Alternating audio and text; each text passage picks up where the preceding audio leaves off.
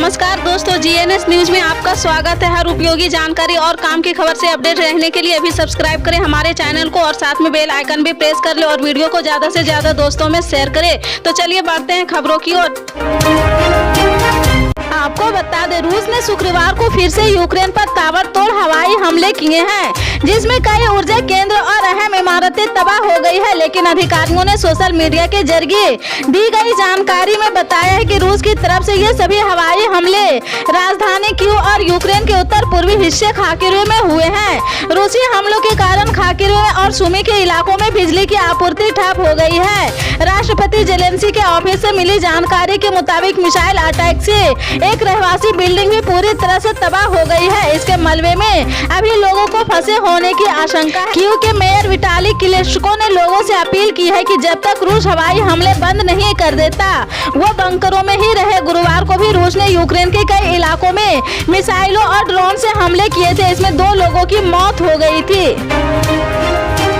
बिहार के छपरा और सिवान में जहरीली शराब से मौतों के मामलों की एसआईटी से जांच कराने के लिए सुप्रीम कोर्ट में अर्जी दाखिल की गई है। बीते 3 दिनों में बिहार में जहरीली शराब पीने से 65 लोगों की मौत हो चुकी है। चीफ जस्टिस डीवाई चंद्रचूड़ और न्यायमूर्ति PS नरसिन्हा ने पीठ के समक्ष ये अर्जी पेश हुई है और इसे तत्काल सूचीबद्ध करने के लिए कहा गया। पीठ ने इस मामले का जिक्र करने वाले वकील पवन प्रकाश पाठक से कहा है कि याचिकाकर्ता को मामले सूचीबद्ध करने के लिए उचित प्रक्रिया का पालन करना होगा।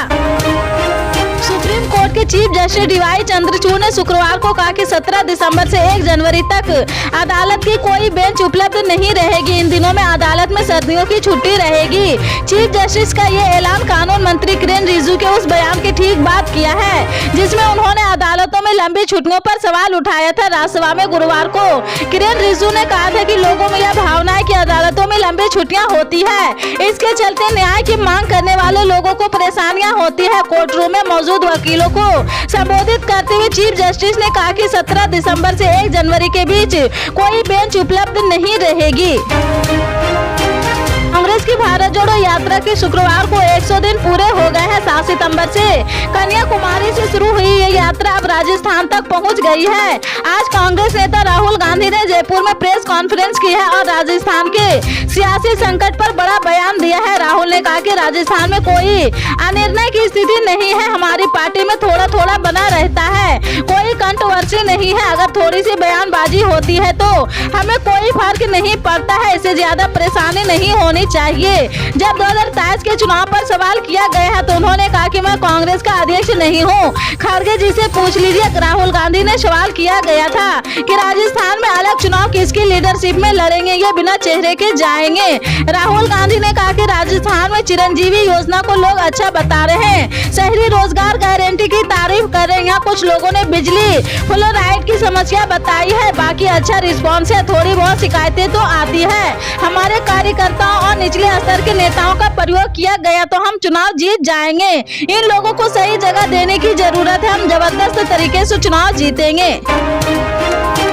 लोकसभा में शुक्रवार को एक सांसद को जेंटलमैन कहे जाने पर विवाद खड़ा हो गया है। दरअसल महिला और बाल विकास मंत्री स्मृति ईरानी ने एक सांसद को सदन में आमतौर पर उपयोग किए जाने वाले संबोधन मान्य सदस्य के स्थान पर जेंटलमैन कह दिया है। इस पर कांग्रेस के अधीर रंजन चौधरी ने ईरानी की ओर से MP को जेंटलमैन कहे जाने का विरोध किया है। कांग्रेस की कुछ सदस्यों का उनका समर्थन करते देखा गया है। बीजू जनता दल के सांसद चंद्रशेखर साहू ने प्रश्नकाल के दौरान महिला और बाल विकास मंत्रालय से संबंधित प्रश्न पूछा है। इसका जवाब देते हुए केंद्रीय मंत्री स्मृति ईरानी ने उन्हें जेंटलमैन कहकर संबोधित किया है। इस पर आपत्ति जताते हुए कांग्रेस सांसद अधीर रंजन चौधरी ने कहा है कि उक्त सांसद इस सदन से सदस्य है और इस तरह से जेंटलमैन कहना ठीक नहीं है।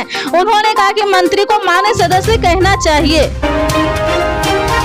रूसी राष्ट्रपति व्लादिमीर पुतिन ने शुक्रवार को प्रधानमंत्री नरेंद्र मोदी के साथ टेलीफोन पर बातचीत की है। दोनों नेताओं के बीच यह बातचीत ऐसे समय में हुए हैं जब भारत और चीन के संबंध बेहद तनावपूर्ण है। बता दें, हाल ही में चीन के सैनिकों ने अरुणाचल प्रदेश के तवांग में घुसपैठ की है, जिसके बाद उनकी भारतीय सेना के साथ झड़प हो गई है। PMO की तरफ से जारी बयान में कहा गया है, यूक्रेन में चल रहे संघर्ष के संदर्भ में रूसी राष्ट्रपति के साथ फोन पर चर्चा में मोदी ने बातचीत की। नीति को आगे बढ़ाने के अपने आह्वान को दोहराया है। पीएमओ ने कहा कि सकरमंद में एससीओ शिखर सम्मेलन के मौके पर अपनी बैठक के बाद दोनों नेताओं ने ऊर्जा सहयोग, व्यापार और निवेश, रक्षा और सुरक्षा सहयोग और अन्य प्रमुख क्षेत्रों सहित द्विपक्षीय संबंधों में कई पहलुओं की समीक्षा की है। साल 2020 में लद्दाख की गलवान घाटी में चीनी सेनाओं के साथ भारतीय सेना की झड़प के बाद 9 दिसंबर को एक बार फिर अरुणाचल प्रदेश के तवांग सेक्टर की यांगत्से सीमा चौकी पर भारत और चीन के सैनिकों के बीच गंभीर टकराव हुआ है।